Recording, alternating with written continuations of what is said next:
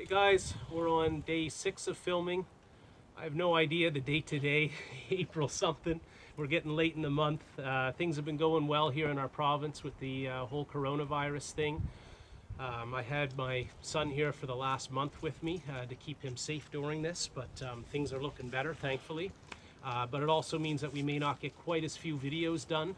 So we're going to try to at least keep to one a week, but we'll see how that goes. And today I wanted to talk to you a little bit about my bow saws. We're filming from a different location today. This is on the front step of our house here. I've got my two old saws with me. This one here is a 24-inch, and this one over here is a 30-inch.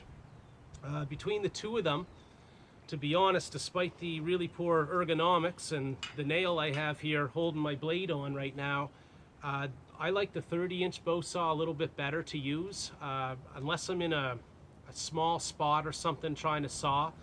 This one gives you more of a long stroke as you're going through your piece of wood, and so I find this easier. I'm going to demonstrate two methods that I use to do some sawing, and why we're here is because we've started now bringing our wood back. You can see we've got a little pile of firewood here that we've taken out of the woods.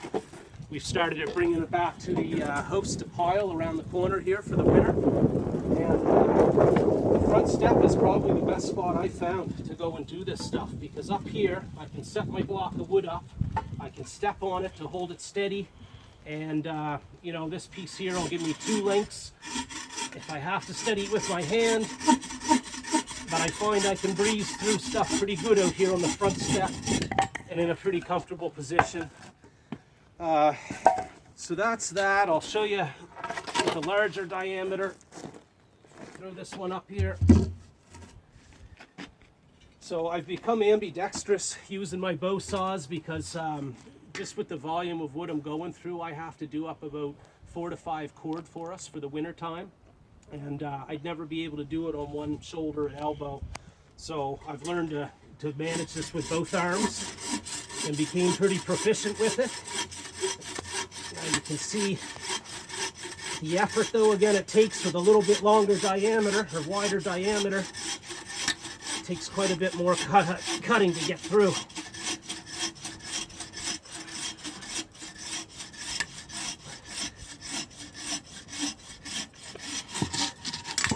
So there it is. And I've got to do that through hundreds of pieces of wood this summer. I'm going to raise up a little bit there, Leo, your camera.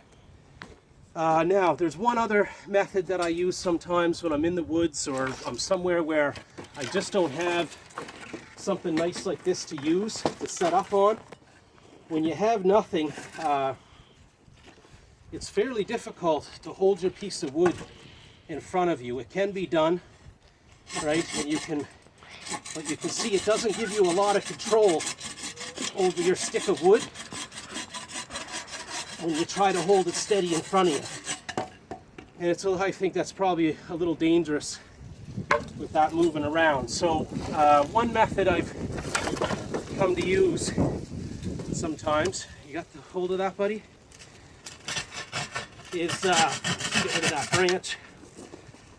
I'll just stand my piece up vertically. I find this doesn't cause any binding when I try to saw through it. And I'll just pick a piece or a spot on my thing, hold at the top, put my foot against the bottom there, and I get through my pieces here. Now it only starts to bind a little bit at the very end of your cut. You'll find right there it gets hard to get through at the last couple of cuts. But usually it's enough that you can get through your pieces. So when you don't have a nice setup or somewhere to put your firewood, that's what I find works best for me, is just standing it up in front of me. Take your spot on your piece of wood that you want to cut and go through it like that. When you do have a nice setup, there, see there at the end again, there. When you do have a nice setup, it's easier to do it like this here. Set it down.